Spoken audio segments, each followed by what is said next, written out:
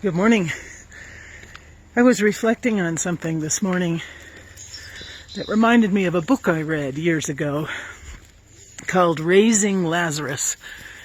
And this book is about a woman who had heart failure and was in need of a heart transplant.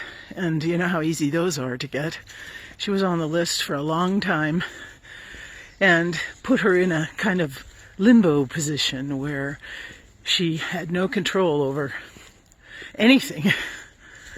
So finally they found a heart for her, and it was the heart of a young man who had just died in a motorcycle accident. And the transplant was successful. And after she had been recovery for a while, after she'd been recovering, she began noticing that she had different cravings, different longings, different desires. She wanted to eat food she'd never eaten before. She wanted to watch movies that she'd never enjoyed before. She wanted to skydive. And so she finally decided she would check with the family of the heart donor.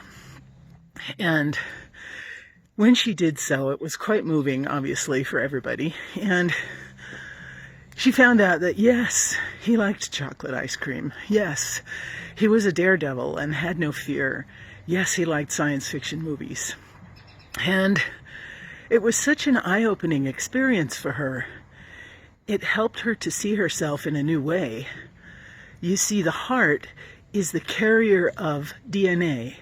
And so when this heart was transplanted into her, his DNA became part of her DNA. His DNA changed her DNA. It's an extraordinary story. I know you've heard similar ones, but still, it's amazing to me. So what's the parallel for our faith? Of course, right? Because I'm always looking for those parallels in my own life. We have been given the life and spirit of God. So we have God's DNA inside of us. That's like so wild.